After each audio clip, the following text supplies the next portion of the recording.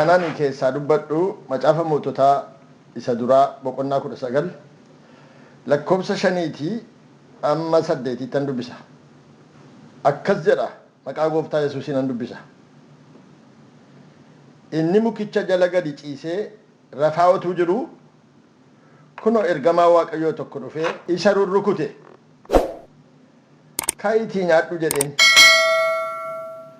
Yommus Eeliyaas dammaqee asiifachi ilaalee bixxillee barbadaa ibiddaarra jiruu fi bishaan cuggee tokko mataa isaa duratti arge. Ka'ees bixxillicha nyaatee bishaanichas dhugee deebi'ee hin rafe. Ergamaa Waaqayyoo sun si'a lammaffaa deebi'ee gara isaa dhufe. Isa rurrukutee karaa fagoo waan adeemtuuf ka'iitii nyaadhu jedheen.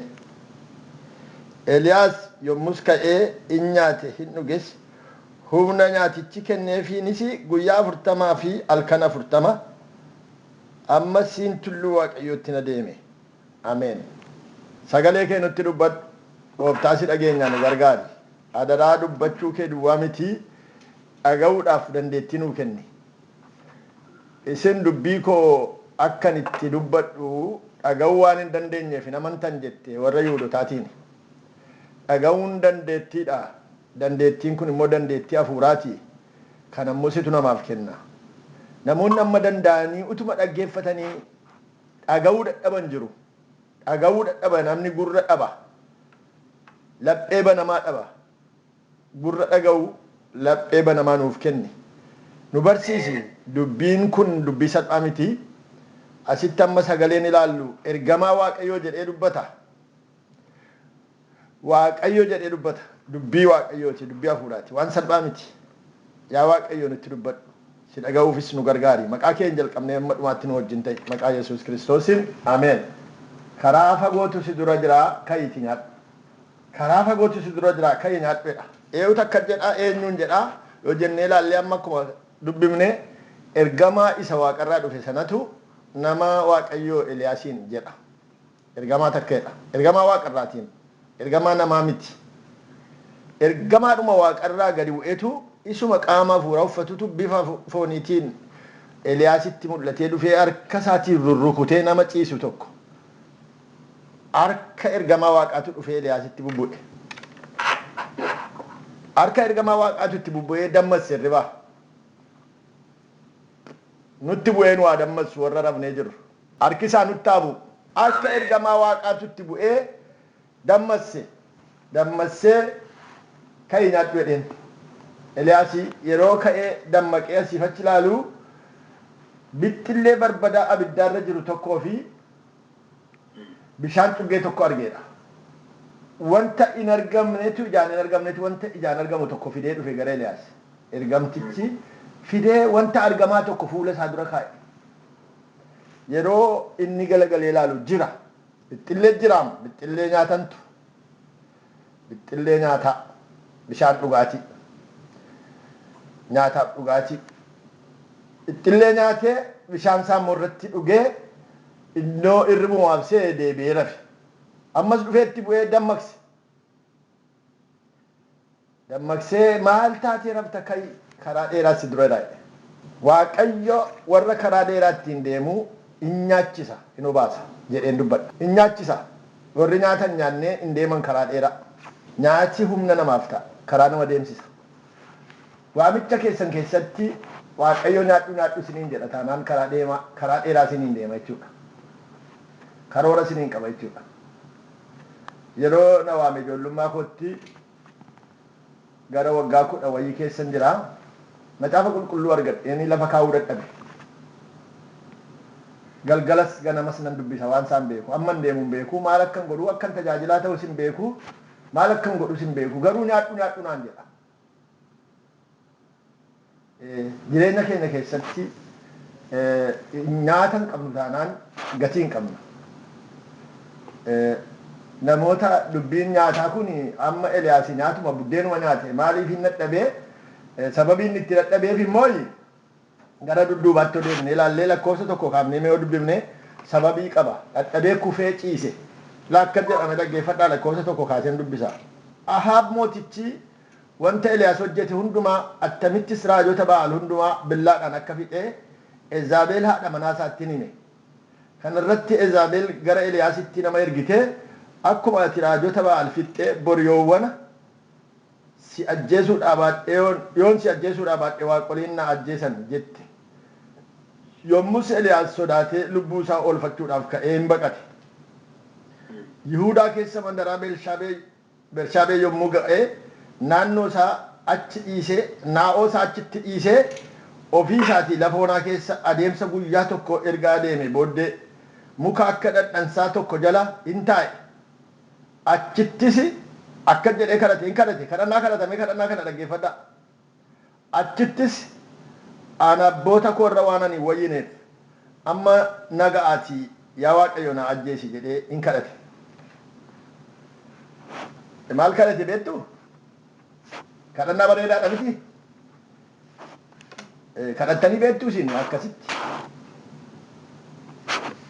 Deemsa dheeraa mana Waaqayyoo keessatti deemtanii yoo ta'e hin kadhattu. Gabaabaa deemta yoo ta'e garuu ganaa isin kadhannaan akkasii ganaa isinii dhufa mul'atisa. Gaaf tokko kadhachuun keessan hin oolu. Ol fiigee gab fiigee baddaa ba'ee gammoojjii ba'ee gamsiisee deemsii hin gameef. Maaltu ta'e namni kuni nama Waaqayyoo kuni seenaa isaa boqonnaa 17 kaaftanii argitu lakkoofsa tokko kaase. Bokkaa caamsee gaafa jedhu Waaqayyo gaafa bokkaa caamsuu ajajeeti aqii dhokadhu jedhe Waaqayyo. Aqii caakkaa keessa dhokadhu maali? Biyya Israa'elii amma gaafa Eliyaasii gaaratti ol bahee waan tokko dubbatu Waaqayyo iccitii tokkotti hime. Ana duwwaa tafe yaa Waaqayyo nan lakkii nama 7,000 bifadheeraa jedhe. Namni 7,000 jira. Namni 7,000 kun yoo xinnaate mana 1,000 faan dhaban ta'a. Manneetii kana keessa iddoo tokkotti maan ergu Waaqayyo? Maa caakkaatti erga? Maa bineensa gidduu kaa'a? Bineensoo nama naasobsiisu. Bineensoo nama naasobsiisu, mukuu nama baasu, seenaan beeku waan beeku bineensa wajjin ta'a nama. Laalaa jireenya akkasii ammatu Waaqoo isinii kenne attam gootu hin fudhattu. Xanii caakkaa keessan teessu. Qophaa keessan. Nama wajjin haasoftanii qabdanii qophaa teessu jechuudha hin dandeessu. Bishaan dhuguusaa biddeen nyaachuusaa haasaa namni achitti arraageessa ajajee fi biddeena foonii buddeena fiddiif jedha lafa isheen fiddu Waaqa beekaa hin toshitu garuu arraageessi lafa isheen funaantee fiddu Waaqa beeka. Waan gaashaa ta'e waan gaa hin taane ta'e hin beekamu. Waan ofii nyaattu fiddiif. Achitti fiddiifi achitti nyaatee dhugaa. Achitti dhaqee arraageessa ajajaaf nama dhiise. Nama ajajuufi maali? Mana keessa maaliif dhiisa Waaqayyo beektu sababii qabamu. Mana warra gurguddootaatti ergee dubbichin ta'u Eliyaasii wajjinis hojii qaba Waaqayyo. Ittiin hojjechuu duwwaa miti isa sin hojjeta. Gaallamootummaa dhufa mana namaa keessa dhaqanii ciisanii dubartoonni jirti, ijoolleen jirti, waan hin taane ta'a ulfina qabeessi namni guddaan kun. Hin kachachala dhufa. Akka inni hin kachachallee fi mana namaatti erguu hin barbaanne. Mana namaa keessa gudii baay'eetu jira. Oduu namaas akka inni dhagayeeffatu hin barbaanne. Inni Waaqayyo wajjin haasa'a barbaada Waaqayyo. Nama isaa wajjin akka inni ija isaa ol kaafatee gara isaa laalu duwwaa barbaada. Gara sii gara na laalu isaan barbaadu. Waaqayyo caakkaatti erge. Qophaatti erge lafa wanaatti. Achi dhaqee taa'ee achitti arraageessi soorte. Amma immoo bishaan jalaa gognaaniitii mana gursummaa tokkotti ergeedha. Ammas utuma namni jiru, utuma sooressi jiru, namnitu jiru mana gursummaa iyyeetti ofii waan nyaattu hin qabnetti erga. Maali Eliyaasiif Waaqayyo lafarraa maaliif waa dhabaa? Amma immoo dhaqee mana ofii nama waan qabne raajiitti dubbateeti dubbii afaan Waaqayyoo keessaa bahu nyaachuutti ka'e gaammas dubbii silaa namni dubbii afaan Waaqayyoo keessaa waan bahu malee buddeen duwwaan hin jiraatu jedhamee caafamee jira. Dubbii afaan raajii Waaqayyooti afaan Waaqayyoo ta'ee dubbata. Dhadhaan kee dhuggee keessaa gadi hin irratin daakuun kee hin dhumin jedhe. Isa nyaachuutti ka'e gaa dhaqee dubartittiin immoo natu kenneef jettee of jetti. Natu nyaachisa itti fakkaata nama Waaqayyoo. Isuma Waaqayyoo ajajnaan godhan namoonni tokko natu godheedha. Isa booddee Waaqayyoo mucaa ishee ajjeese. Qaa godhee ajjeese. Gaafettu immoo itti hiite maanatti dhufte nama waaqayyoo cubbuu koo na yaadachiisuuf mucaa jabaa koo ajjeesuuf waaqayyoo garuu ishee ajjeesuudhaan miti mucaas ajjeesuudhaan miti. Isa booddee Eeliyaas kadhatee fi annaan fayyee ati akkati nama waaqayyoo taatee akka dubbiin afaan keessa dhugaa ta'e har'an bareetti.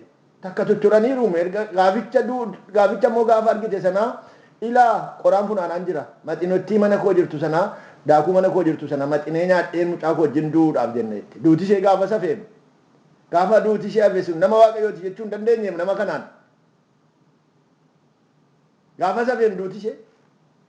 Gaafa sin hubanne hin galleefiim. Dafee hin galu namoota tokko tokkoof dubbii waaqayyoo dafee hin galu. Ofumaa taa'u mana keessa mana waaqayyoo keessa hin galuuf waan waaqayyo isaanii godhe isaanii hin galu. Kanas bira darbee amma immoo Eeliyaasii gara mooticha biyyaatti Akaabitti ol ba'ee konfiraansii tajaajile. Konfiraansii saba Israa'eliin walitti qabi jedhee mootichumaanii gaara Qarmeliyoos gubbaatti walitti qabanii konfiraansii tajaajilee achitti dinqii waaqayyo hojjeteeti dinqii gurguddaa hojjetee raajota warra sobduu sana immoo achi balleessee gaannamma gara mana mootummaatti ol ba'ee anis taraa koo nyaadhee yaade. Raajoti sobduun erga durii nyaatti har'a immoo ani naqu jedhee yaade. Amma omiitti warri sobduun lixxee nyaatti mana warra gurguddaa. Liqqisan warra dubbii falaxan maal hojii nyaachisu isaan. Isaan kanas ta'an beekanii dubbii falaxaa gadhiisu.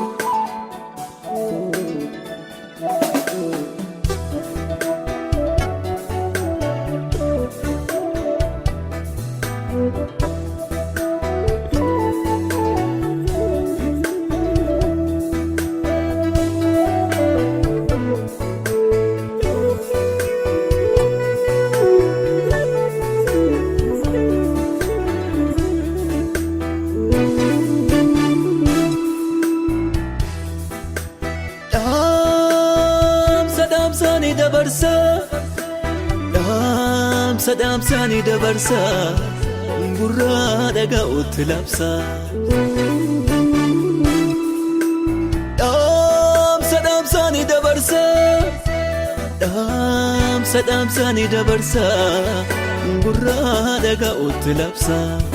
Yaa saba waaqayyo kootta wacoodefne eenye dhaggeeffanna baroota hedduudhaaf akka horii iyyaane manatti deebina inni keessa jiruus inni alaa dhufuus wangeelaan qabatee maaliif nu gowwoomsa baroota hedduufee nu gowwoomsanii bokkaa roobuuf yaaduu ba'uu keessa nu oolchane.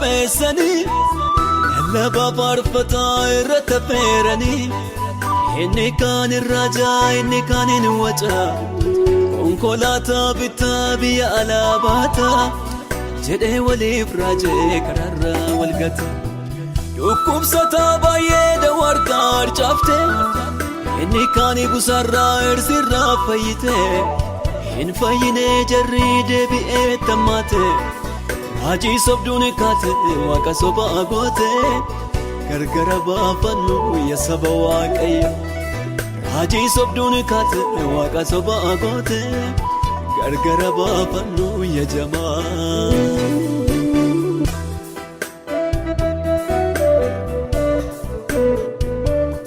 dhaggeeffadhaa sabaa wanta ta'aa jiru raajii amma ka'ee biyya jeeqaa jiru taayitaa argataa gamoo gaarii ijaarta jedhanii gowwoomsume warra sooressoota mana abbaa qabeenyaatti mindaa gaarii fi nyaata haadha manaatti kophaatti sobatti raajanii abbaa manaatti kophaatti sobatti raajanii maatii nagaa qabu gargar tamsaasanii maqaa waaqa keenyaa kan arrabsiisanii nagaddee fi garaan koo wayyoodhuma isaanii maqaa waaqa keenyaa kan arrabsiisanii nagaddee fi garaan koo wayyoodhuma isaanii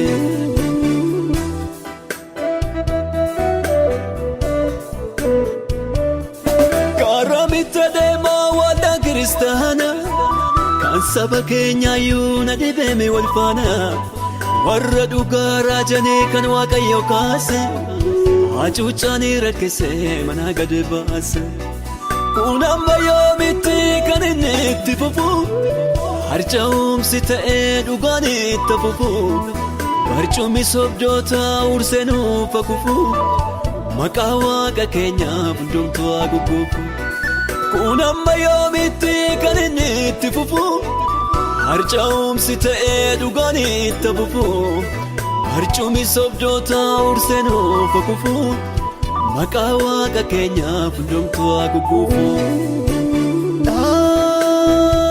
dhaamsaanii dabarsa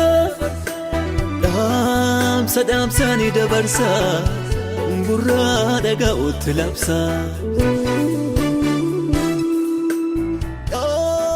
dhaamsaanii dabarsa dhaamsaanii dabarsa gurraa dhaga'utti labsa